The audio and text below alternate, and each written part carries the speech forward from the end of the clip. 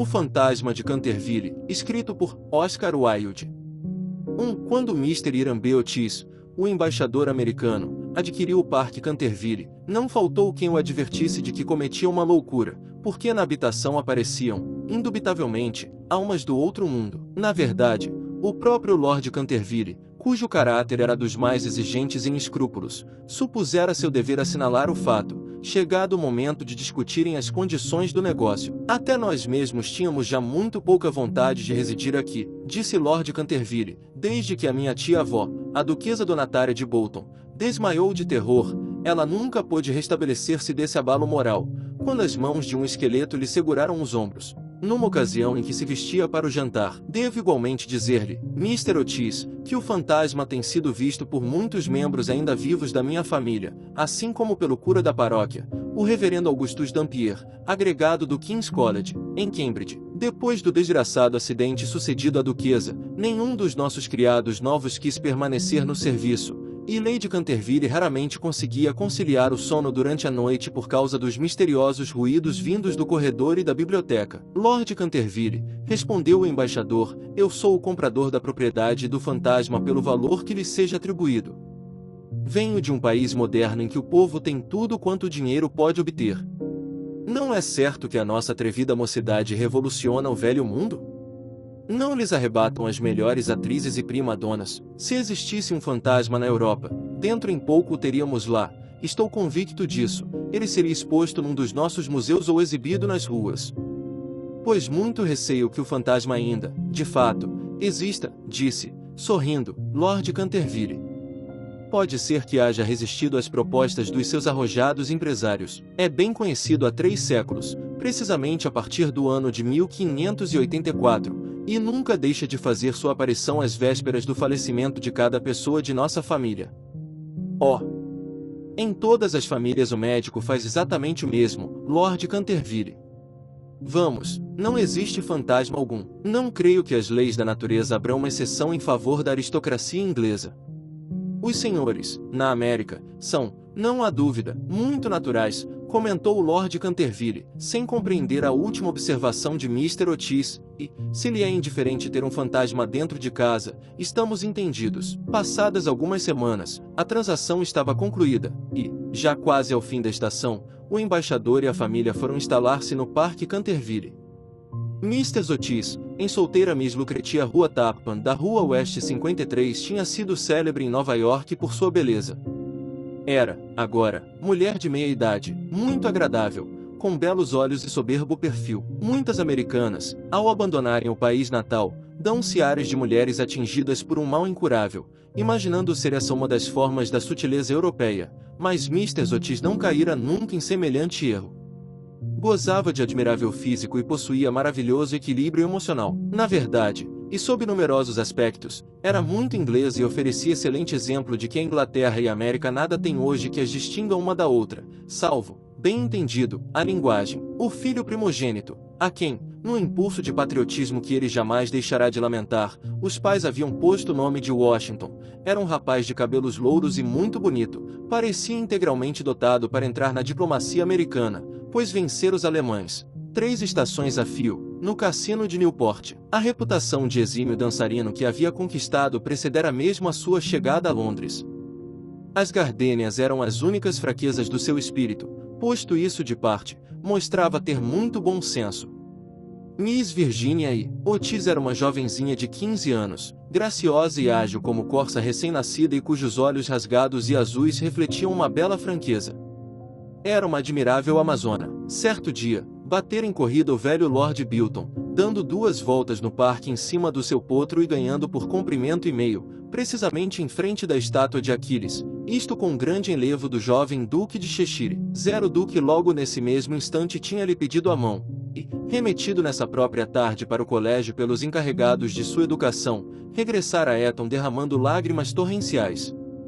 Após Virginia, seguiam-se os gêmeos, normalmente designados por os condenados ao açoite. Eram ambos adoráveis meninos, e com o digno embaixador, os únicos verdadeiros republicanos da família.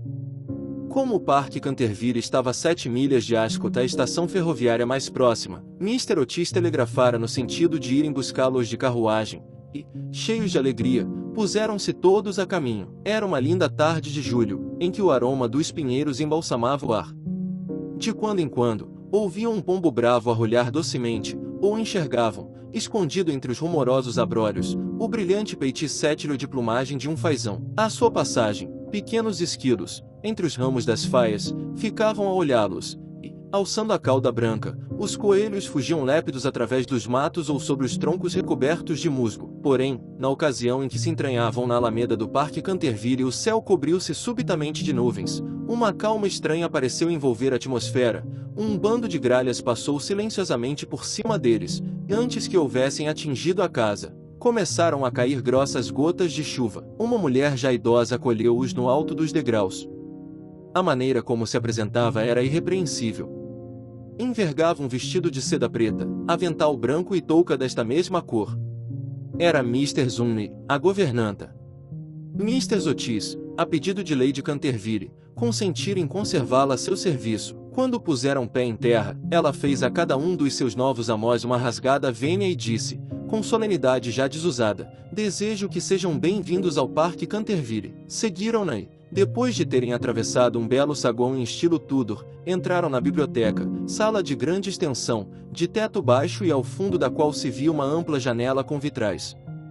Fora aí que se preparara o chá, e, após terem se despojado das vestes de viagem, sentaram-se e puseram-se a olhar em volta, enquanto Mr. Zumney os servia. De súbito, Mr. Otis descobriu no soalho, nas peças de madeira embutidas, perto do fogão, uma mancha de tom vermelho escuro, e, longe de suspeitar do que aquilo significava, disse a Mr. Zumney, creio que alguma coisa caiu ali e se alastrou. Sim, minha senhora, respondeu em voz baixa, a antiga governanta, é sangue. Mas é horrível, exclamou Mr. Otis. Não gosto nada de ver manchas de sangue nos salões. É necessário fazer desaparecer isso imediatamente. A velhota sorriu e informou, na mesma voz baixa e misteriosa, é o sangue de Lady Eleanor de Canterville, assassinada precisamente neste local pelo marido, Sir Simon de Canterville, em 1575. Sir Simon sobreviveu-lhe 9 anos e desapareceu de súbito, em circunstâncias estranhas. O corpo dele nunca foi encontrado, mas seu espírito culpado vagueia ainda por esta casa. A mancha de sangue provocou sempre o espanto de visitantes e turistas. De resto, não se pode fazer desaparecer. É absurdo! Exclamou Washington Otis. Pinkerton, rei dos tiramanchas, fará isso desaparecer num abrir e fechar de olhos. E antes que a governanta, apavorada, pudesse intervir, Washington, pondo-se de joelhos, esfregou vigorosamente um pauzinho que tinha semelhança com um cosmético negro. No fim de alguns instantes, a mancha desaparecera completamente. Eu sabia que Pinkerton daria resultado, proclamou o rapaz, lançando um olhar para a família, toda ela em atitude admirativa. Mas, mal acabará de pronunciar aquelas palavras, um terrível relâmpago iluminou por inteiro o sombrio compartimento e um estrondoso ribombo de trovão pôs todos de pé bruscamente, ao passo que Mr. Zumney perdia os sentidos. Que clima monstruoso! Proferiu com serenidade o embaixador americano, acendendo um charuto. Este antigo país é, suponho, tão excessivamente povoado que não há bom tempo que chegue para todos os habitantes. Foi sempre opinião minha que a emigração era a única solução para a Inglaterra. Meu querido Hiram, gritou Mr. Otis, que faremos com uma mulher que perde assim os sentidos? Há que suspender-lhe o pagamento quando tal ocorrer, e acabará por renunciar aos desmaios. Mr. Zumney voltou a si em poucos instantes. Estava, porém, sem dúvida alguma, muito comovida. Com ar grave, preveniu Mr. Otis de que não tardariam a registrar-se acontecimentos perturbadores. Tenho visto com os meus próprios olhos, asseverou ela, coisas de pôr os cabelos em pé, e durante noites após noites não tenho podido pegar no sono, pelas coisas terríveis que se passam aqui. Mr. Otis e sua esposa afirmaram à boa mulher que não tinham medo de fantasmas, e depois de invocar as bênçãos da providência para seus novos amós e agir de jeito que obteve aumento de salário, a velha governanta recolheu-se a seu quarto, mancando levemente. 2. Naquela noite, a tempestade desencadeou-se com violência, mas nada aconteceu de particular. Todavia, na manhã seguinte, ao descer para o desjejum, os Otis verificaram que a horrível mancha de sangue reaparecera no soalho. Seguramente, A culpa não é do sabão para tirar nódoas, disse Washington, pois sempre o empreguei com êxito. Isto deve ser o fantasma. E o rapaz conseguiu fazer desaparecer a mancha pela segunda vez. No dia seguinte, porém, ela estava de novo patente. No outro dia a seguir, a mancha lá se via, embora a biblioteca tivesse sido, na véspera à noite, fechada por Mr. Otis em pessoa, que levará a chave para o seu quarto. O interesse de toda a família encontrava-se agora desperto. Mr. Otis começou a suspeitar de que havia sido excessivamente dogmático ao negar a existência de fantasmas. Mr. Otis exprimiu o propósito de pedir a sua inscrição na Sociedade de Estudos Psíquicos, e Washington enviou uma extensa carta aos Srs. Myers e Podmore, acerca da persistência das manchas de sangue após o crime. Nessa noite, todas as dúvidas a respeito da existência objetiva dos espectros se dissiparam para sempre. O dia tinha estado quente e ensolarado, e quando a proximidade da noite trouxe alguma frescura, a família inteira partiu para um passeio de carruagem. Não regressaram todos senão às 9 horas e fizeram em seguida uma ligeira refeição. De modo algum, a conversa incluiu a menor alusão sequer a fantasmas, de maneira que não se poderiam pôr em causa essas preliminares condições de expectativa e autossugestão que tantas vezes precedem a aparição dos fenômenos psíquicos. Como Mr. Otis me contou mais tarde, a discussão apegou-se aos triviais assuntos que constituem a conversação dos americanos cultos da melhor sociedade, a superioridade imensa de Miss Fanny Davenport como atriz, sobre Sarah Bernhardt, a dificuldade de obter milho verde, bolos de trigo mouro, mesmo nos melhores estabelecimentos ingleses, a importância de Boston no desenvolvimento do espírito universal, as vantagens do sistema de registro das bagagens, a suavidade da pronúncia das palavras em uso em Nova York comparada com a pronúncia arrastada de Londres. Nenhuma menção das coisas sobrenaturais. Nenhuma alusão a Saint-Simon de Canterville. Dadas as 11 horas, a família recolheu-se. Às 11h30, todas as luzes estavam apagadas. Decorrida uma porção de tempo, Mr. Otis foi despertado por um ruído singular que vinha do corredor, perto do seu quarto. Dir-se-ia um tinido que se entrechocavam, e o ruído parecia cada vez mais próximo. Levantou-se imediatamente, acendeu um fósforo e viu o relógio. Era 1h em ponto. Muito calmo, Mr. Otis tateou o pulso. Não se tratava de febre. O ruído estranho continuava e, dentro em pouco, Mr. Otis percebeu distintamente passos. Enfiou os chinelos, tirou do seu estojo de toalete uma garrafinha oblonga e abriu a porta. Diante dele, à pálida claridade do luar, via um horrível ancião. Os olhos dele, que se assemelhavam a carvões em brasa, lançavam clarões vermelhos. Caíam-lhe sobre os ombros os cabelos compridos de cor cinza, em madeixas emaranhadas. A roupa que vestia, de corte antigo, estava cheia de nódoas e enfarrapos. Pesados grilhões, todos cheios de ferrugem, pendiam-lhe dos pulsos e dos tornozelos. Meu caro senhor, disse Mr. Otis, perdoe-me importuná-lo, mas é absolutamente necessário que lubrifique esses grilhões. Pensando em você, peguei este frasco de lubrificante. Dizem ser muito eficaz logo a primeira vez que se aplica. No prospecto, que junto, achará muitos atestados dos mais eminentes sábios do país. Vou deixá-lo aqui, o frasco, ao lado dos candelabros, e ficarei deveras feliz em arranjar-lhe outro, se o senhor precisar.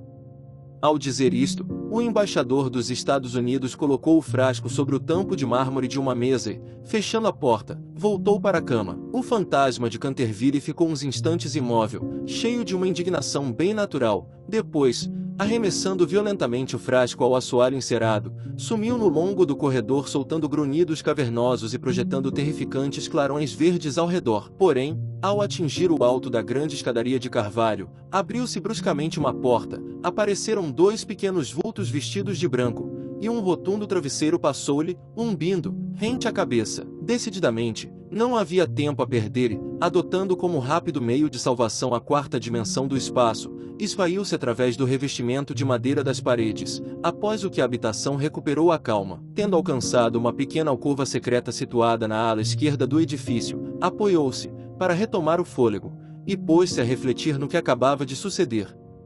Em toda a sua carreira de 300 anos, brilhante e ininterrupta, nunca tinha sido insultado tão grosseiramente. Recordou o estado de terror em que lançara a duquesa quando ela se contemplava ao espelho, enfeitada de diamantes e rendas. As 4 moças em crise de nervos muito simplesmente porque ele, rindo com escárnio, as espreitava através dos cortinados de um dos quartos de hóspedes. O cura da paróquia, cuja vela apagara com um sopro quando ele saía uma noite da biblioteca, onde se retardara um pouco mais, e que depois, vítima de acidentes nervosos, fora tratado por Sir William Gill, a velha senhora de Tremouillac, que tendo acordado de manhã muito cedo e visto um esqueleto sentado numa poltrona, junto ao fogão, imerso na leitura do seu diário íntimo, foi obrigada a ficar de cama durante 6 semanas, presa de febre cerebral. A duquesa, logo que se vira curada, reconciliara-se com a igreja, quebrando todas as relações com o Sr. Voltaire, esse cético notório. O fantasma lembrou-se também da terrível noite em que esse patife do Lord Canterville foi encontrado no seu quarto de vestir meio sufocado, com um valete de ouros no fundo da garganta, precisamente antes de morrer. Confessara ter trapaceado no jogo por meio dessa carta e roubado de Charles James Fox, na casa dos Crockfords, 50.000 libras esterlinas. Zero fantasma, jurava ele, obrigaram-o a engolir a carta. O fantasma de Canterville revia, em pensamento, as suas mais belas façanhas. Evocou o caso do mordomo que, na Copa, se suicidara com um tiro de revólver por ter visto uma mão verde bater nos vidros. Depois, o da bela Lady Stutfield, que se intimou a trazer sempre em volta do pescoço uma fita de veludo negro, para ocultar a marca que 5 dedos de fogo haviam imprimido na sua pele branca de leite, e que acabará por se afogar no Lago das Carpas, no fim da Alameda do Rei. Com o egoísmo entusiástico do verdadeiro artista, o fantasma passou em revista as suas realizações mais famosas, e com um sorriso cheio de azedume, recordou-se da sua última aparição como Rubem, o Vermelho, ou o Bebê Estrangulado, da sua estreia no papel de Gibel, o Vampiro de Moor, e da agitação que provocara, numa encantadora tarde de junho, jogando muito simplesmente o chinquilho com sua própria ossada na relva do campo de tênis. E, ao cabo de todos estes altos feitos, eis que uns miseráveis americanos modernos lhe vinham oferecer lubrificante e arremessar-lhe travesseiros na cabeça. Era verdadeiramente intolerável. Nunca fantasma algum fora tratado daquela maneira. Decidiu, pois, vingar-se, e, até romper a aurora, permaneceu em atitude de profunda meditação. 3. Na manhã seguinte, durante o desjejum, o fantasma foi objeto de prolongada discussão. O embaixador dos Estados Unidos estava, como é natural, um pouco aborrecido por ver que a sua dádiva não tinha sido aceita. De forma alguma eu tive a intenção de dirigir ao fantasma uma injúria pessoal e, sendo certo que ele reside na casa há tanto tempo, vocês devem confessar que é muito pouco delicado atirar-lhe travesseiros à cabeça. Lamento ter de declarar que, perante esta justa advertência, os gêmeos desataram em gargalhadas. Por outro lado, prosseguiu o embaixador, se ele se recusa, teimosamente, a empregar o lubrificante, teremos de confiscar-lhe os grilhões. É impossível dormir com um barulho assim no corredor. Mas, durante todo o resto da semana, o fantasma não os incomodou absolutamente nada. A única coisa a excitar a atenção era o reaparecimento contínuo da mancha de sangue no assoalho da biblioteca. E essa era uma estranha coisa, porque Mr. Otis fechava a porta à chave todas as tardes e mandava cerrar bem as janelas. O fato de a mancha mudar tantas vezes de tom, como um camaleão, provocava igualmente numerosos comentários. Em determinadas manhãs, ela parecia de um vermelho escuro, quase um vermelho indiano. No dia seguinte, era um rubro retinto. No outro dia, era um violeta suntuoso. E até uma vez quando os Otis todos desceram para as orações familiares, conforme os ritos cheios de simplicidade da Igreja Livre Americana Reformada e Episcopal, verificaram que a mancha era de um verde esmeralda resplandecente. Bem entendido, estas mutações caleidoscópicas divertiam muito a família, e, todas as noites, estabeleciam-se apostas a seu respeito. A única pessoa que não tomava parte na brincadeira era a pequena Virgínia, que, por qualquer razão ignorada, parecia sempre consternada ao ver a mancha de sangue e esteve perto de desatar a chorar na manhã em que a nódoa apareceu no tom verde esmeralda. A segunda aparição do fantasma foi no domingo à noite. Pouco tempo depois de se terem metido na cama, foram de súbito alarmados por um medonho estrondo vindo do vestíbulo. Descendo precipitadamente a escada, verificaram que uma grande e antiga armadura, despregada da sua base, fora projetada para o lajedo, enquanto o fantasma de Canterville, sentado numa cadeira de alto espaldar e com uma expressão de angústia, esfregava os joelhos. Os gêmeos, que se tinham munido das suas zarabatanas, Descarregaram imediatamente 2 pequenos projéteis sobre o fantasma, com essa precisão de pontaria que só longos e sérios exercícios, tendo por mestre um professor exímio, podem dar, enquanto o embaixador dos Estados Unidos, mantendo-o sob a ameaça do seu revólver, intimava-o, segundo a etiqueta, a que pusesse as mãos ao alto. O fantasma levantou-se bruscamente, com um medonho grito de raiva e deslizou por entre eles todos tal qual um nevoeiro, apagando na sua passagem a vela de Washington Otis e deixando-os na completa escuridão. Ao alcançar o alto da escadaria, o fantasma recobrou o ânimo e decidiu soar o famoso carrilhão de risos demoníacos, cuja utilidade mais de uma vez havia experimentado. Contava-se que aquilo fizera embranquecer os cabelos de Lord Raquer em uma única noite, e certamente tinha feito 3 governantas francesas de Lady Canterville desertarem antes de o mês terminar. Ele adequadamente deu sua risada mais horrível, que o velho teto repercutia, mas o eco quase perdeu o efeito e se extinguiu quando uma porta se abriu, e a senhora Otis saiu do quarto num robe azul claro. "Receio que você não esteja nada bem", ela disse. "Por isso lhe trouxe uma garrafa do tônico Dr. Dobell. Se for indigestão, você vai ver que é um excelente remédio." O fantasma olhou para ela com fúria, e começou imediatamente a fazer preparativos para se transformar num grande cão preto, uma realização pela qual ficará justamente famoso, e a qual o médico da família sempre atribuíra a idiotia permanente do tio de Lord Canterville, o excelentíssimo Thomas Orton. O som de passos se aproximando, no entanto, o fez hesitar em seu propósito. Caiu, então contentou-se em se tornar ligeiramente fosforescente, desaparecendo no instante em que os gêmeos chegavam perto dele. Ao chegar à sua sala, estava inteiramente quebrado, presa fácil da agitação mais violenta. A vulgaridade dos gêmeos e o materialismo grosseiro da senhora Otis eram extremamente irritantes, mas o que realmente o afligia era que ele tinha sido incapaz de usar a armadura. Ele esperava que os americanos, ainda que modernos, ficassem nervosos com a visão de um espectro de armadura, se por nenhuma razão mais sensata, pelo menos em respeito a seu próprio poeta, Longfellow, a cuja graciosa e atraente poesia ele mesmo já dedicara uma hora quando os Cantervilles foram à cidade. Além do mais, era um traje seu. Ele o tinha usado com grande sucesso no torneio de Kenilworth e fora altamente elogiado por ninguém menos do que a própria Rainha Virgem. No entanto, quando ele tentou colocá-lo, foi completamente vergado pelo peso da enorme couraça de ferro, e caiu pesadamente no chão de pedra, ferindo severamente ambos os joelhos e fazendo hematomas nas juntas da mão direita. Por alguns dias ele se sentiu muito doente, e dificilmente saía de seu quarto, exceto para manter a mancha de sangue no piso do salão. No entanto, cuidando-se muito bem, ele se recuperou e resolveu fazer uma terceira tentativa de assustar o embaixador dos Estados Unidos e sua família. Escolheu a sexta-feira 17 de agosto para sua aparição, e passou a maior parte do dia olhando seu guarda-roupa para, por fim, decidir-se em favor de um grande chapéu desengonçado com uma pena vermelha, uma mortalha presa nos pulsos e no pescoço e um punhal enferrujado. À noite caiu violenta tempestade, e o vento foi tão forte que sacudiu todas as janelas e portas da velha casa. Na verdade, era exatamente o clima que ele amava. Seu plano de ação era o seguinte: ele caminharia silenciosamente até o quarto de Washington Otis, o nularia para ele do pé da cama e se apunhalaria 3 vezes na garganta ao som de música grave. Ele sentia por Washington um rancor especial por saber que era ele quem tinha o hábito de remover a famosa mancha de sangue de Canterville com o detergente de Pinkerton. Tendo reduzido o imprudente jovem a uma condição de terror abjeto, ele avançaria em seguida para o quarto ocupado pelo ministro dos Estados Unidos e sua esposa, e colocaria a mão úmida sobre a testa de Mr. Otis, enquanto sussurraria trêmulo no ouvido do marido os segredos terríveis do sepulcro. Quanto à pequena Virginia, ainda não tinha planos. Ela nunca o insultara, era bonita e gentil. Alguns gemidos roucos no guarda-roupa, pensou, seriam mais do que suficientes, ou, se isso não conseguisse acordá-la, poderia tatear pelas cobertas com dedos espasmódicos.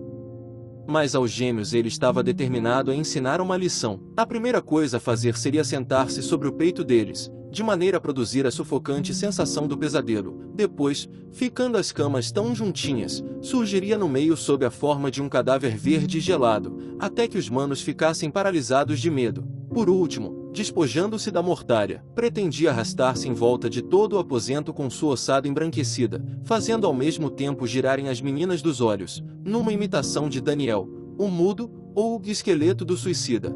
Papel no qual produzira grande efeito em muitas ocasiões e ao qual atribuía a mesma importância da sua famosa personagem de Martim, o Louco, ou o Mistério Mascarado. Às 10h30, ouviu a família ir se deitar.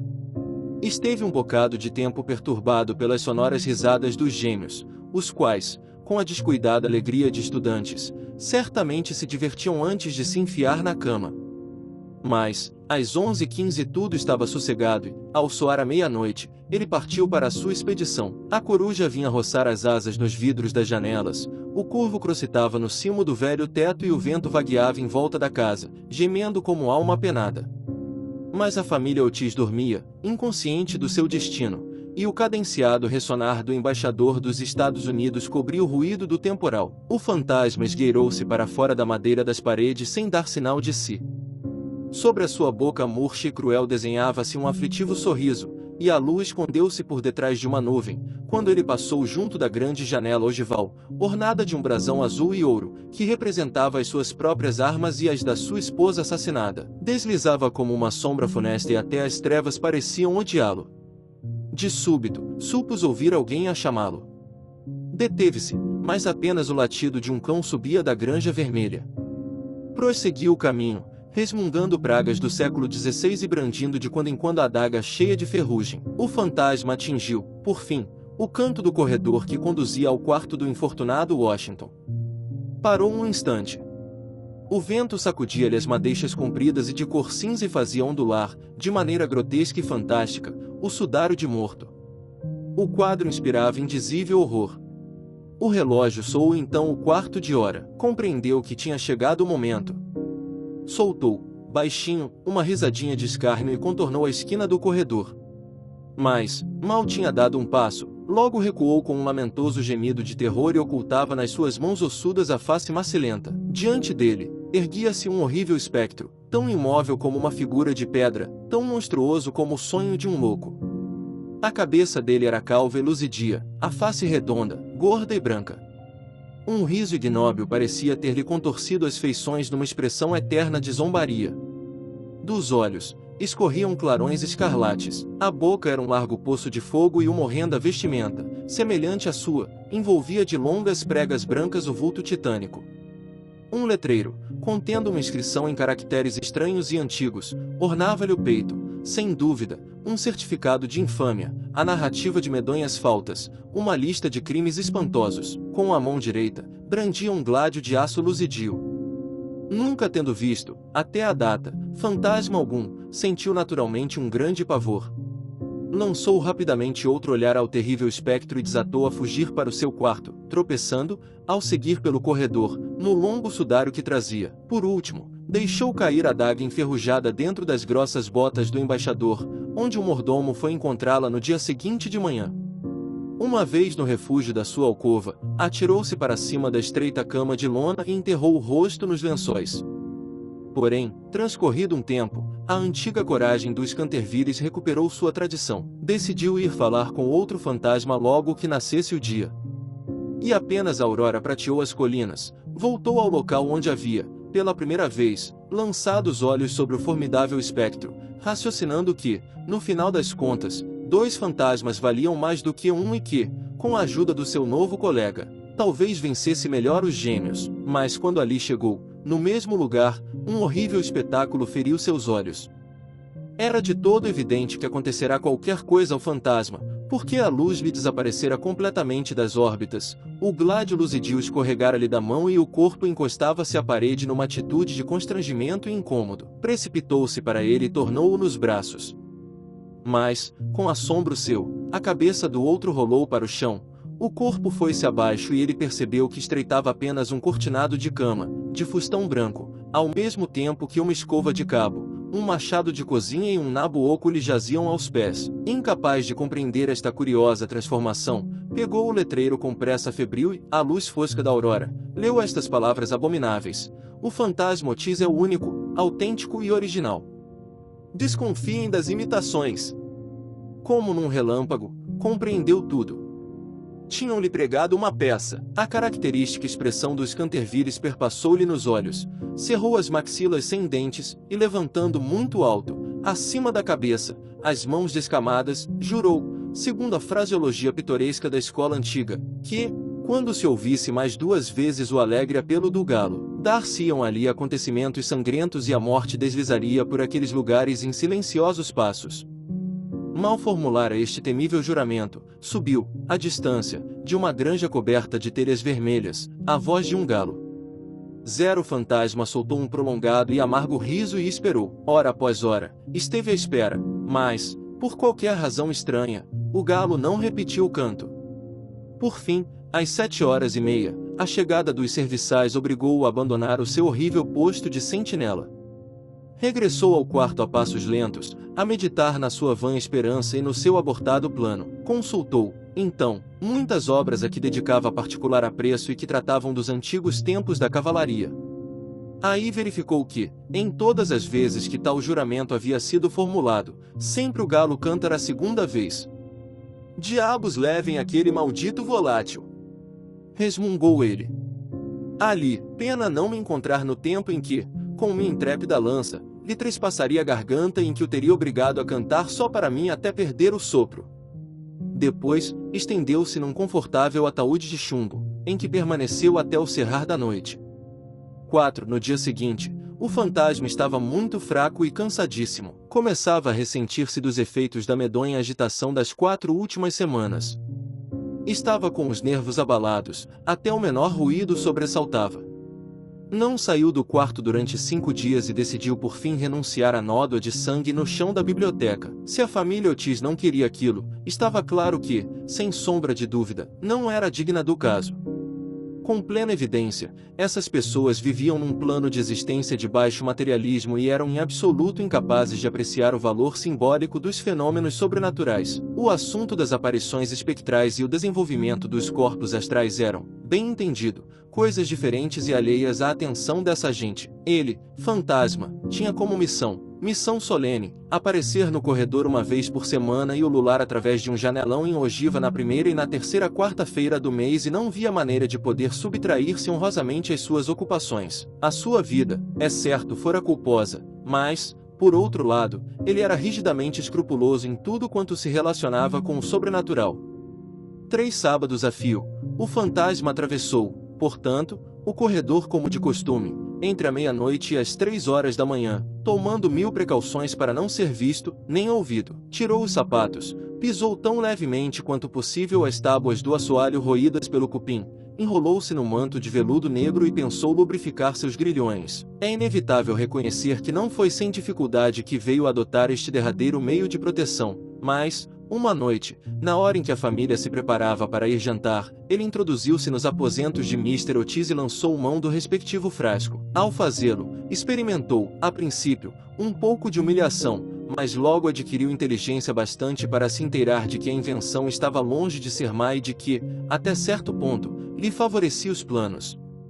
Apesar de tudo, não o deixavam, entretanto, em paz. Estendiam, constantemente, cordas no corredor, nas quais, quando estava escuro, tropeçava, e uma vez, em que se encontrava vestido para desempenhar o papel do Negro Isaac ou do Caçador de Ogley Woods, teve uma queda muito grave sobre um declive que os gêmeos haviam armado e que ia da sala das tapeçarias até o alto da escada de carvalho. Esta última afronta Paula em tamanha fúria que resolveu fazer um derradeiro esforço a fim de restabelecer a sua dignidade e a sua posição social. Decidiu, pois, fazer uma visita na noite seguinte aos juvenis e insolentes colegiais de Eton no seu famoso disfarce de Rupert, o arrisca-tudo, ou do Conde Sem Cabeça. O fantasma já não fazia aparição alguma mascarado desta maneira há mais de 70 anos, precisamente desde que, assim vestido, aterrorizara a gentil Lady Bárbara Maudsley, a ponto de ela ter rompido bruscamente as promessas de noivado com o avô do atual Lord Canterville e fugido para Grema Green com o belo Jack Castleton, declarando que nada neste mundo a faria entrar numa família que deixava um tão horrível fantasma percorrer o terraço, ao cair o crepúsculo. Mais tarde, o pobre Jack foi morto em duelo por Lord Canterville em Wandsworth Common, e Lady Bárbara, com o coração despedaçado, morreu em Tunbridge Wells, antes de findar aquele mesmo ano, de sorte que, de todos os aspectos, foram um esplêndido êxito. Todavia, tratava-se de uma composição extremamente difícil, se me é permitido usar esta expressão de teatro a propósito de um dos maiores mistérios do sobrenatural, ou, para empregar um termo científico do mundo supranormal. e foram gastas precisamente 3 horas para executar os preparativos. Tudo se aprontou, finalmente. Estava muitíssimo satisfeito com o seu aspecto. As altas botas de montar que condiziam com o traje eram um tanto largas demais para ele, e não tinha podido achar senão uma das pistolas dos coldres da cela, mas, em suma, estava muito contente, e, a 1h15, deslizou através do forro de madeira e desceu suavemente para o corredor. Chegando ao quarto que os gêmeos ocupavam, chamavam-no quarto azul, por motivo do tom das pinturas, encontrou a porta entreaberta. Querendo fazer uma entrada de pleno efeito, empurrou bruscamente a porta, mas o conteúdo de um grande jarro entornou-se em cima dele e o próprio jarro, ao cair, roçou-lhe pela espádua esquerda. No mesmo instante, risadas que alguém procurava reprimir subiram dos leitos de colunas. Zero abalo nervoso que experimentou foi tamanho que desatou a fugir para o seu esconderijo com a maior rapidez. No dia seguinte, muitíssimo resfriado, teve de conservar-se na cama. A consolação única que lhe restava era a de não ter levado a própria cabeça nesta expedição. Do contrário, a imprudência poderia ter acarretado as mais graves consequências. O fantasma abandonou, então, toda a esperança de assustar aquela grosseira família americana e contentou-se, afinal, em percorrer os corredores com chinelos de solas de feltro, o pescoço envolto num espesso cachecol vermelho, em virtude das correntes de ar, e empunhando um bacamarte, com receio de ser atacado pelos gêmeos. Foi a 19 de setembro que ele recebeu o golpe final. O fantasma tinha descido ao vasto hall de entrada, certo de que ali ninguém o molestaria, e divertia-se ao alvejar, com observações satíricas, as grandes fotografias do embaixador dos Estados Unidos e da mulher, assinadas por Saronin, que haviam substituído os retratos da família dos Cantervilles. Vestiam um mongo sudário, muito simples mas decente, salpicado de manchas de lama vinda do cemitério. Atara o queixo com uma ligadura de tela amarelada e segurava uma lanternazinha e uma enxada de coveiro. Numa palavra, estava disfarçado no papel de Jonas, o morto sem sepultura, ou o ladrão de cadáveres de Chelsea Barn, uma das suas mais notáveis criações, da qual os Cantervilles tinham excelentes razões para se lamentar, porque fora essa a verdadeira origem da desavença com o vizinho, Lord Rufford. Eram aproximadamente 2h15 da manhã. O fantasma podia afirmar que todos os moradores da casa repousavam, mas ao dirigir-se, em ar de passeio, para a biblioteca, a fim de ver se ainda restava algum vestígio da mancha de sangue, saltaram de súbito sobre ele de um recanto escuro 2 vultos que agitavam ferozmente os braços acima da cabeça e berravam u nos ouvidos. Tomado de pânico, o que em tais circunstâncias era muitíssimo natural, precipitou-se para a escadaria, porém, ali o esperava Washington com a grande mangueira do jardim. Cercado de todos os lados pelos inimigos, literalmente encurralado, desapareceu no interior do enorme fogão, que, felizmente para ele, não estava aceso. Teve de abrir caminho através dos canos e das chaminés e alcançou seu quarto num terrível estado de sujeira, descontrole e desespero. Após esta aventura renunciou às expedições noturnas. Os gêmeos muitas vezes se ocultaram à espera dele. Todas as noites, juncavam os corredores de cascas de nozes, coisa que aborrecia bastante os pais e os criados, mas foi tudo inútil. Era óbvio que o fantasma, ferido em seus sentimentos, se recusava a aparecer. Em consequência, Mr. Otis retomou sua grande obra sobre a História do Partido Democrático, em que vinha trabalhando por muitos anos. Mr. Otis organizou um maravilhoso festival de frutos do mar, que causou espanto em toda a região. Os rapazes dedicaram-se aos jogos de cross, écarté, pôquer e a outros entretenimentos nacionais americanos. Virginia percorreu em seu potro todos os caminhos circunvizinhos, levando clambaque, prato feito de moluscos de todas as espécies, cozidos entre camadas de algas sobre pedras em brasa. O Duque de Cheshire tinha vindo passar no Parque Canterville sua última semana de férias. Supôs-se, naturalmente, que o fantasma desaparecera dali e Mr. Otis escreveu a Lord Canterville para informá-lo do caso. Este respondeu que a notícia lhe dava grande prazer e enviou os seus cumprimentos à digna esposa do embaixador. Mas os Otis se enganaram, porque o fantasma permanecia ainda na casa e, embora estivesse agora quase inválido, não tinha de forma alguma a intenção de ficar quieto, sobretudo desde que soube que, entre os convidados, estava o duquezinho de Cheshire, cujo tio-avô, Lord Francis Silton, apostara um dia 100 guinéus em como jogaria dados com o fantasma de Canterville, vindo a ser encontrado, na manhã seguinte, estendido no chão da sala de jogos completamente paralítico. Não obstante ter vivido até avançada idade, nunca pôde dizer senão isto. Duplo 6. A história era bem conhecida na época em que sucedera o caso, mas, para poupar o sentimento de duas famílias nobres, tudo foi feito para ocultar o fato. Todavia, é possível encontrar uma narrativa pormenorizada a respeito do caso no terceiro volume da obra de Lord Tatry, Memórias relativas ao príncipe regente e seus amigos. Era consequentemente natural que o fantasma quisesse provar que não tinha perdido a influência sobre os Silton, aos quais o unia um parentesco afastado, porque uma sua prima-irmã se casara em segundas núpcias com o Sr. de Bulkeley, de quem os duques de Cheshire, como se sabe, descendem em linha direta. Assim, tomou as providências para aparecer ao jovem enamorado de Virginia na sua célebre criação do monge vampiro ou beneditino exangue, espetáculo tão horrível que quando a velha Lady Startup o viu, coisa que lhe sucedeu nessa fatal véspera do ano de 1764, desatou nos mais dilacerantes gritos, que terminaram num ataque de apoplexia. Morreu 3 dias depois, não sem ter deserdado a família, seus parentes mais próximos, deixando todo o dinheiro que possuía ao seu farmacêutico de Londres. Mas, à última hora, o terror que lhe davam os gêmeos impediu o fantasma de abandonar seu quarto, e, nos aposentos reais, o jovem duque dormia em paz no vasto leito de baldaquino ornado de plumas, e sonhava com Virginia. 5. Passados uns dias, Virginia e seu apaixonado de cabelos encaracolados percorriam a cavalo as pradarias de Brockley. Foi quando a jovenzinha, ao sentir-se presa numa sebe, rasgou o vestido de amazona tão desastradamente que, ao reentrar em casa, decidiu tomar a escada secreta para que ninguém a visse. Porém, ao passar correndo diante da sala das tapeçarias, cuja porta precisamente estava aberta, julgou perceber a existência de alguém no interior. Vindo-lhe a ideia que seria a criada de quarto da mãe, a qual, às vezes, levava para lá a costura, entrou para pedir à mulher que lhe consertasse a saia. Com imensa surpresa, Virginia viu o fantasma de Canterville em pessoa. Estava sentado junto à janela, contemplando o ouro das árvores amarelentas, vendo as folhas rubras rodopiarem como loucas na grande alameda.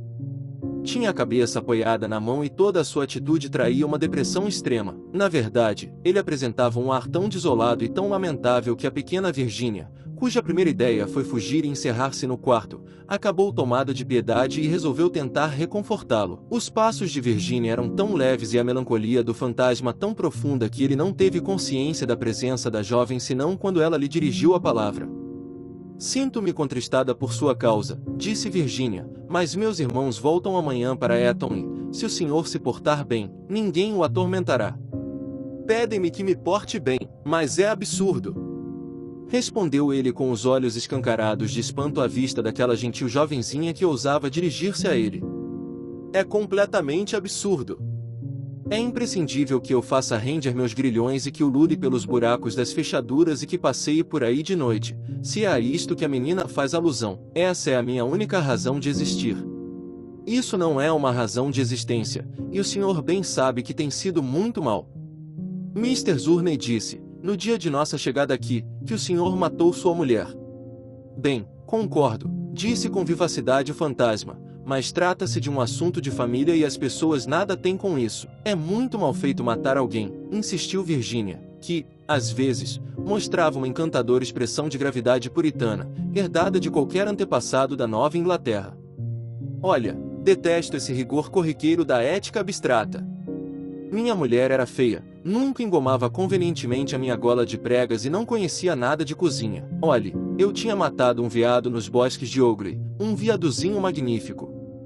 Quer saber como ela o fez aparecer na mesa? Mas que importa o caso, atualmente? Tudo isso acabou. Não creio, porém, que seja muito bonito da parte de seus irmãos me fazerem morrer de fome, embora eu a tenha matado. Fazê-lo morrer de fome? Oh, senhor fantasma, quero dizer, Sir Simon, o senhor sente fome? Traga um sanduíche na minha caixa de costura. Quer?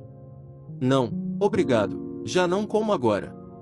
Mas é, apesar de tudo, muita amabilidade de sua parte.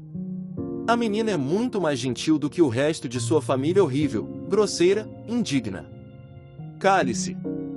Bradou Virginia, batendo com o pé no chão. Quem é grosseiro, horrível e vulgar é o senhor, e, quanto à indignidade, sabe perfeitamente que foi o senhor quem roubou os tubos da minha caixa de pintura para tentar avivar essa ridícula mancha de sangue na biblioteca. Primeiramente, pegou todos os meus vermelhos, sem esquecer o vermelhão, e eu tive de deixar de pintar o pôr do sol. Depois, arrebatou o verde e o amarelo cromado, e, finalmente, só me restou o índigo e o branco da China, de modo que eu só podia pintar paisagens à luz do luar, que deprimem tanto quando a gente as olha e são tão pouco fáceis de fazer.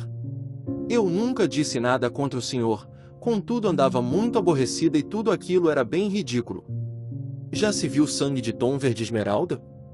Mas, disse o fantasma, acalmando-se um pouco, o que posso fazer? Nestes dias, é muito difícil encontrar sangue verdadeiro e, visto que foi seu irmão que rompeu com o tira-mancha, não vejo motivo para não lançar mão dos tubos que lhe pertencem. Quanto à cor, é simples questão de gosto. Os Cantervilles, por exemplo, têm sangue azul, o mais azulado da Inglaterra, mas sei que vocês, os americanos, zombam a valer de tudo isto. O senhor não sabe nada a esse respeito, e o melhor que tem a fazer é emigrar, para cultivar o espírito. Meu pai não deixará de se sentir muito feliz em lhe conseguir uma passagem gratuita. O senhor não encontrará dificuldade alguma na alfândega, onde todos os funcionários são democratas. Uma vez em Nova York, o senhor alcançará o maior dos êxitos. Conheço uma porção de gente que daria $100.000 para ter um antepassado, e ainda mais para ter um fantasma na família. Estou convicto de que não gostaria da América. Porque, suponho, não temos lá ruínas, nem curiosidades, disse Virginia ironicamente. Nem ruínas. Nem curiosidades, replicou o fantasma, mas tem a sua marinha e essas suas maneiras. Adeus. Vou pedir ao meu pai que conceda aos gêmeos uma semana suplementar de férias. Não, não vá, Miss Virginia, exclamou o fantasma. Estou tão só e tão desgraçado que não sei verdadeiramente o que fazer. Quero dormir e não posso. Mas isso é absurdo. Basta deitar-se e soprar a vela. Às vezes, é difícil a gente se manter acordada, na igreja sobretudo, mas é coisa bem fácil dormir. Até os próprios bebês o sabem, todavia, não são muito inteligentes. Há 300 anos que não durmo, disse ele com tristeza. Os belos olhos azuis de Virginia dilataram-se de espanto. Há 300 anos que não durmo, e estou tão cansado. O rosto de Virginia tornou-se grave e os labiozinhos puseram-se a tremer como pétalas de rosa. Aproximou-se do espectro e, ajoelhando-se junto dele, ergueu os olhos para a velha face enrugada. Pobre, pobre fantasma! Murmurou. Não há então local onde possa dormir? Lá embaixo, para lá do pinheiral, respondeu ele numa voz lenta e meditativa, há um jardinzinho. A erva, ali, espessa e alta, salpicada das grandes estrelas brancas de cicuta, e o rouxinol canta lá toda a noite. Toda a noite ali canta o rouxinol, e a fria lua de cristal reclina-se para ver melhor, e o cipreste estende seus braços gigantescos sobre os dormentes. Os olhos de Virginia velaram-se de lágrimas e ela escondeu o rosto nas mãos. Quer aludir ao jardim da morte? Murmurou. Sim, da morte. A morte deve ser tão bela, repousar na terra doce e escura, tendo as ervas a ondular por cima de nós, e escutar o silêncio. Não ter ontem, nem amanhã. Esquecer o tempo. Esquecer a vida, estar em paz. Pode abrir para mim as portas da casa da morte, porque traz o amor consigo e o amor é mais forte do que a morte. Virginia pôs-se a tremer, percorreu a toda um frêmito, durante momentos, fez-se silêncio. Tinha a impressão de estar tendo um terrível sonho. O fantasma voltou, então, a falar e na voz dele ressoava um suspiro do vento. Leu a velha profecia inscrita nos vitrais da biblioteca? Oh, muitas vezes! Exclamou a menina, erguendo os olhos. Conheço-a muito bem. Está pintado em curiosas letras negras e é difícil de ler. São apenas 6 versos. Quando uma criança de coração puro conseguir tirar dos lábios pecaminosos uma prece, quando a estéril amendoeira florescer, quando dos olhos puros brotar uma lágrima, esta casa ficará para todos sempre tranquila. A graça voltará a Canterville. Mas não sei o que isto quer dizer. Isto quer dizer, respondeu ele tristemente, que a menina deve chorar comigo pelos meus pecados, porque eu já não tenho lágrimas, e rezar comigo pela minha alma, porque nada me resta de fé. Então, se tiver sido sempre meiga e boa, o anjo da morte terá piedade de mim. Há de ver, na escuridão, vultos horríveis, vozes maldosas falarão em seu ouvido, mas não sofrerá mal algum porque o inferno nada pode contra a pureza de uma criança. Virgínia não respondeu e o fantasma torceu as mãos com desespero, baixando o olhar sobre a cabeça coroada de cabelos de ouro reclinada perto dele. A jovem ergueu-se de súbito, muito pálida. Um estranho clarão perpassou pelo seu olhar. Não tenho medo, disse ela com firmeza. Rogarei ao anjo que tenha piedade de você. O fantasma endireitou o busto, ao mesmo tempo em que soltava um débil grito de alegria, e, inclinando-se, com uma gentileza já muito fora de moda, pegou na mão da jovenzinha e beijou-a. Os dedos de Sir Simon tinham a frieza do gelo e os seus lábios queimavam como fogo, mas Virgínia não sentiu o menor desfalecimento, enquanto ele a fazia atravessar o compartimento cheio de sombras. Bordadas nas tapeçarias, cujo tom verde fora desbotando, viam-se figurinhas de caçadores. Estes sopraram nas suas trompas ornadas de glandes, e com as minúsculas mãos, fizeram-lhe sinal para que fugisse. Retroceda, Virginiazinha, gritavam eles, vá embora. Mas o fantasma apertava-lhe a mão com mais força e Virgínia fechou os olhos para não os ver. Horrorosos animais de caudas semelhantes às dos lagartos, olhos salientes da cabeça, pestanejaram-lhe repetidamente, de cima da chaminé esculpida, e murmuravam: tome cuidado, Virginiazinha, tome cuidado, olhe que talvez nunca mais tornemos a vê-la. Mas, o fantasma deslizou com mais celeridade e Virgínia não deu ouvidos àqueles. Ao atingirem a extremidade da sala, o fantasma parou e murmurou umas palavras que Virgínia não podia compreender. Ela abriu os olhos e viu a parede desaparecer lentamente como um nevoeiro, após o que se encontrou diante de uma grande caverna negra. Envolveu-os um vento áspero e frio e a jovem sentiu que a puxavam pela saia. Depressa! Depressa! Gritou o fantasma. Senão será demasiadamente tarde. Num instante, o forro de madeira tomou a cerrar-se por trás deles. A sala das tapeçarias ficará vazia. 6 daí a 10 minutos, a sineta tocou para o chai.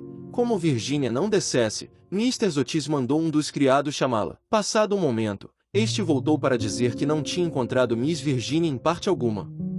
Como a jovem adquirira o costume de ir todas as tardes colher flores para o jantar, Mr. Otis não se inquietou, mas ao soarem as horas sem que a filha tivesse reaparecido, começou a alarmar-se e mandou os rapazes à sua procura, ao mesmo tempo em que ela própria e Mr. Otis percorriam a casa, compartimento por compartimento. Às 6h30, estavam de volta os rapazinhos sem terem achado o mais leve vestígio da irmã. Todos se encontravam agora na maior agitação e não sabiam o que fazer, quando Mr. Otis lembrou de repente que, uns dias antes, dera licença a um bando de ciganos para acamparem no Arque. Imediatamente, ele partiu para Blackfell Hollow, onde os ciganos deviam estar agora. Acompanhavam-no o filho mais velho e 2 criados da granja. O jovem duque de Cheshire, louco de ansiedade, insistiu veementemente para juntar-se a eles, mas Mr. Otis opôs-se a isso, temendo que se travasse ali uma desordem. Porém, ao chegar ao lugar em vista, descobriu que os ciganos haviam desaparecido. O lume, que ardia ainda, e alguns pratos dispersos pelo solo denunciavam claramente uma retirada repentina. Depois de ter ordenado a Washington e aos 2 homens que explorassem as circunvizinhanças, Mr. Otis regressou a toda pressa e expediu telegramas para todos os inspetores de polícia do condado, pedindo-lhes que procurassem uma menina que fora raptada por vagabundos ou ciganos. Em seguida, mandou que lhe selassem o cavalo, intimou a esposa e os 3 rapazes a tomarem seu jantar e, acompanhado de um lacaio, dirigiu-se para Ascot. Mas, mal percorrera 2 milhas, ouviu atrás de si um galope. Voltando-se, descortinou o duquezinho, que vinha montado no seu potro, o rosto muito afogueado e os cabelos ao vento. Lamento muito, disse o rapazinho em voz ofegante, mas não poderei jantar enquanto Virgínia não for encontrada. Peço-lhe que não se zangue. Se o senhor tivesse consentido no ano passado em nosso ajuste de casamento, nada disto teria acontecido. Não vai me mandar voltar, não é verdade? Não quero ir para casa. Não quero ir para casa. O embaixador não pôde evitar de sorrir ao juvenil encantador do Edvanas e sentiu-se muito comovido com a devoção dele por Virgínia. Inclinando-se sobre o seu cavalo, deu uma palmada no ombro do rapaz e disse: Pois bem, Cecil, se você não quer ir para casa, tenho de levá-lo comigo, suponho. Eu lhe comprarei um chapéu em Ascot. O chapéu que vá para o diabo. Eu preciso ir da Virgínia! Exclamou, rindo, o duquezinho. Galoparam até a estação da estrada de ferro, onde Mr. Otis perguntou se uma jovem não tinha sido vista ali na plataforma, mas não obteve qualquer indicação. Contudo, o chefe da estação telegrafou para todas as outras estações da linha e prometeu fazer exercer por toda parte uma severa vigilância. Depois de ter comprado um chapéu para o duquezinho de um comerciante de novidades, que ia precisamente naquele momento fechar a sua loja, Mr. Otis dirigiu-se para Brockley, aldeia a 4 milhas dali, a qual, segundo lhe haviam dito, era local de encontro dos ciganos. Por lá haver uma comunidade. Chegando a esse lugar, Mr. Otis e o seu companheiro acordaram o guarda campestre, mas não puderam extrair dele a menor informação e, após terem percorrido o prado inteiro, retomaram o caminho de casa e alcançaram o Parque Canterville cerca de 11 horas da noite. Completamente esgotados e desesperados, Washington e os gêmeos esperavam-nos no gradil com lanternas, porque a alameda estava muito escura.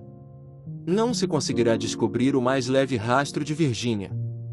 Os ciganos tinham se concentrado nas pradarias de Brockley, mas a jovem não se encontrava entre eles. Uma confusão de datas explicava sua brusca partida. A feira de Shorton, que se realizava mais cedo do que eles pensavam, obrigara-os a se moverem a toda pressa. A verdade é que até eles tinham ficado consternados ao saber do desaparecimento de Virgínia, porque tinham grande reconhecimento a Mr. Otis por ter ele permitido acampar em seu parque, e 4 companheiros do bando haviam ficado para trás a fim de colaborar nas buscas. O tanque de carpas fora esvaziado e toda a propriedade fora batida de ponta a ponta, mas sem resultado. Era forçoso renderem-se à evidência. Pelo menos, naquela noite, Virgínia estava perdida para eles, e, profundamente abatidos, Mr. Otis e os rapazes dirigiram-se para casa seguidos do lacaio, o qual conduzia à mão os 2 cavalos e o potro. Encontraram no átrio um grupo de criados cheios de medo. A pobre Mrs. Otis estava estendida num divã da biblioteca, semi-louca de inquietação e pavor. A velha governanta molhava sua fronte com água de colônia. Mr. Otis insistiu imediatamente com ela para que ingerisse qualquer alimento e mandou servir o jantar para todos. Foi uma refeição bem triste, em que quase não se proferiu palavra. Os próprios gêmeos estavam aterrados, chocados, porque adoravam a irmã. No fim do jantar, Mr. Otis, não obstante os rogos do duquezinho, ordenou que todos se deitassem, dizendo que nenhuma outra coisa poderia ser feita naquela noite e que, no dia seguinte de manhã, telegrafaria a Scotland Yard para lhe serem enviados imediatamente alguns agentes. Precisamente no instante em que saíam da sala de jantar, soava a meia-noite no relógio da torre, quando retiniu a 12ª pancada. Ouviram todos um enorme estrondo, seguido de um grito penetrante. Um formidável trovão abalou a casa. Os acordes de uma harmonia irreal flutuaram no espaço. No alto da escadaria abriu-se uma das almofadas da parede. No patamar, apareceu Virgínia, muito pálida, com um cofrezinho na mão. Foi num rápido instante que todos se precipitaram para ela. Mr. Otis abraçou-a apaixonadamente. O duque afogou-a com a violência de seus beijos, e os gêmeos executaram em volta do grupo uma dança guerreira. "Santo Deus, de onde vem você?" perguntou Mr. Otis numa voz bem irritada, ao pensar que a filha lhes tinha pregado uma peça insensata. "Cecil e eu cavalgamos toda a região à sua procura e sua mãe esteve prestes a morrer de angústia. Aconselho-a a não repetir farsas tão estúpidas como esta. Exceto contra o fantasma. Exceto contra o fantasma!" bradaram os gêmeos entre 1000 piruetas. "Minha querida, graças a Deus tenho-a aqui. É preciso que nunca mais me deixe", murmurou Mr. Otis, enlaçando a menina, que tremia, e alisando seus cachos dourados. "Papai", disse Virgínia num tom calmo, "eu estava com um fantasma. Ele morreu. Devem ir vê-lo. Era muito mau, mas arrependeu-se verdadeiramente do que fez. Antes de morrer, deu-me este cofrezinho com maravilhosas joias." Toda a família a fitava, os olhos escancarados de surpresa. Nus ela permanecia grave e séria. Desviando-se, guiou-os através de uma abertura no forro de madeira das paredes até um estreito corredor secreto. Washington seguiu-os empunhando uma vela que havia tirado de cima da mesa. Chegaram, por fim, a uma grande porta de carvalho, ornada de pregos cheios de ferrugem. Quando Virgínia a tocou, a porta girou nas dobradiças, e encontraram-se todos numa salinha baixa, de teto de abóbada. ventilada por minúscula janela gradeada. Uma enorme argola de ferro estava chumbada na parede. Encadeada na argola, via-se um grande esqueleto estendido ao comprido no chão de pedra, parecendo tentar agarrar uma jarra velha e uma cuia colocadas fora de seu alcance. A cuia devia ter contido outrora água, porque se mostrava por dentro coberta de mofo. Na jarra não existia senão uma camada de pó. Virginia ajoelhou-se junto do esqueleto e, juntando as delicadas mãos, pôs-se a rezar em silêncio, enquanto o resto da família contemplava com espanto a horrível tragédia, cujo segredo lhes era assim revelado. Olhem! Gritou de repente um dos gêmeos, que se pendurara na janela para observar em que ala da edificação se situava aquele quarto. Olhem! A velha amendoeira toda sequinha está em flor. Vêem-se muito bem as flores à luz do luar. Deus o perdoou, proferiu gravemente Virginia, erguendo-se, e uma luz maravilhosa parecia banhar-lhe o rosto. Você é um anjo!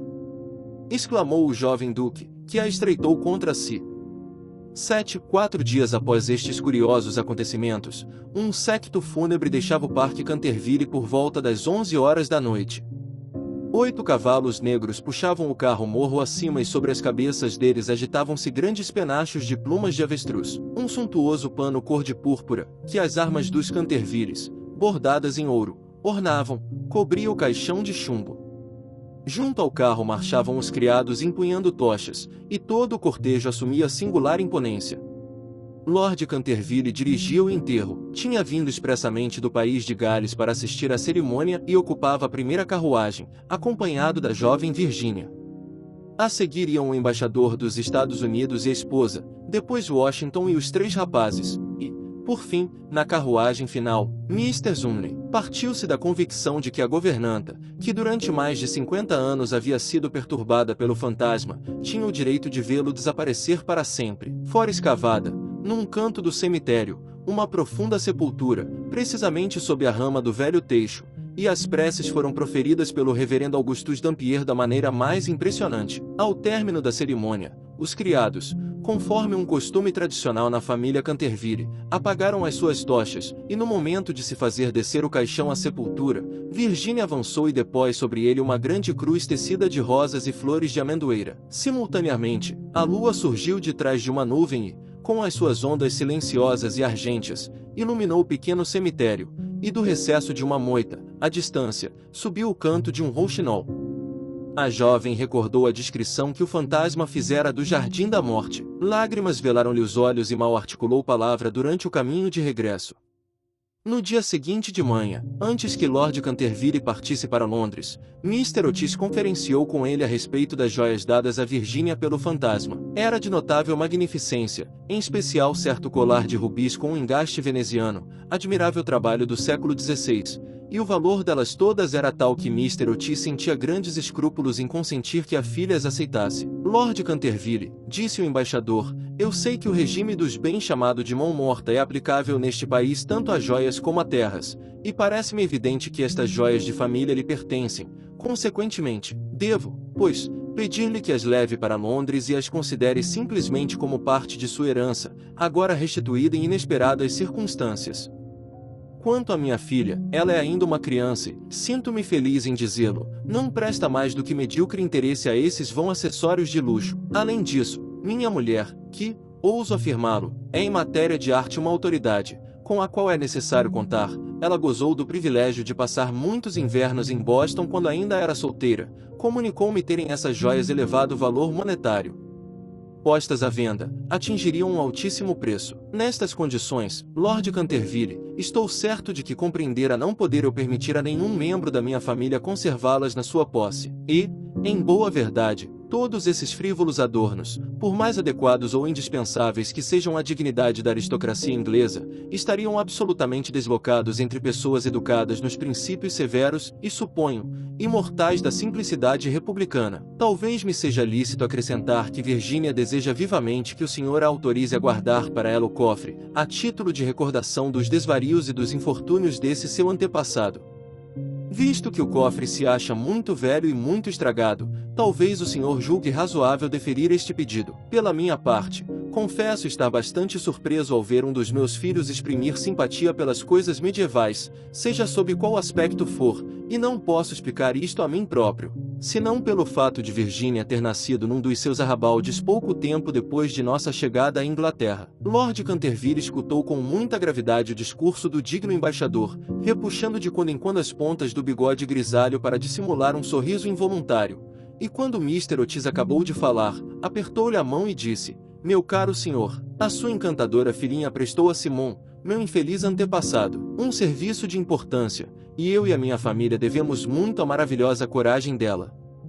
Está claro que as joias lhe pertencem, e, por minha fé, creio que se eu tivesse tão pouco coração que as tirasse dela, o velho sairia, antes de 15 dias decorridos, do seu túmulo e causar-me-ia uma vida de inferno. Quanto a constituírem joias de família, tal só seria possível se figurassem num testamento ou em documento legal, e a existência dessas joias me era completamente desconhecida. Asseguro-lhe que não tenho mais direitos sobre elas do que, por exemplo, o seu mordomo, e, ouso dizê-lo, quando Miss Virginia for crescida ficará desvanecida ao usar esses lindos objetos. O senhor esquece também, Mr. Otis, que comprou em conjunto a propriedade e o fantasma, e que tudo que pertencia ao fantasma passou, implícita e imediatamente, para sua posse, pois, por maior atividade de que Sir Simon tenha dado sinal durante a noite, nos corredores da casa, ele estava verdadeiramente morto, sob o ponto de vista jurídico, e a aquisição feita pelo senhor tornou-o possuidor dos bens dele." Mr. Otis, muito comovido com a recusa de Lord Canterville, suplicou-lhe que reconsiderasse a sua decisão, mas o excelentíssimo membro da Câmara Alta inglesa permaneceu firme e acabou por persuadir o embaixador de que consentisse a filha guardar o presente do fantasma. E quando na primavera de 1890 a jovem duquesa de Cheshire foi, por ocasião do seu casamento, apresentada pela primeira vez na recepção da rainha, as joias que ostentava tornaram-se tema de admiração geral. Virginia recebeu a coroa, que é a recompensa de todas as boas meninas americanas, e desposou aquele que a amava desde a infância, logo que ele atingiu a idade conveniente. Eram ambos tão sedutores e amavam-se tanto que esta união encantava a todo mundo, salvo a velha marquesa de Dumbleton, que havia tentado apoderar-se do duque para uma das suas 7 filhas ainda solteiras e que, com esse desígnio, dera nada menos do que 3 dispendiosos jantares, se bem que isto possa parecer estranho. O embaixador sentia pelo jovem duque grande afeição, mas, em teoria, não era partidário de títulos de nobreza e, para empregar mesmo palavras suas, temia um tanto que, por causa da influência amolecedora da aristocracia, os verdadeiros princípios da simplicidade republicana fossem esquecidos. Mas houve quem deitasse por terra as suas objeções, e creio bem que ao avançar com a filha pelo braço na nave da igreja de S. George, não houve, nesse instante, homem mais orgulhoso do que ele na Inglaterra inteira. Após a lua de mel, o duque e a duquesa voltaram ao Parque Canterville, e no dia seguinte ao da chegada foram, à tarde, a passeio até o cemitério solitário perto do Pinheiral. A escolha da inscrição para a lápide de Sir Simon tinha levantado muitas dificuldades, mas fora finalmente decidido mandar gravar nela as simples iniciais do velho aristocrata e os versos existentes na biblioteca. A duquesa havia levado consigo umas rosas adoráveis, que espalhou sobre a sepultura, e depois de se conservarem em recolhimento bastantes minutos, os jovens foram, sempre passeando, até o santuário em ruínas da velha abadia. Sentou-se, então, a duquesa numa pilastra mutilada do templo, enquanto o marido, estendido a seus pés, fumava um cigarro, tendo o olhar fixo nos belos olhos da jovem.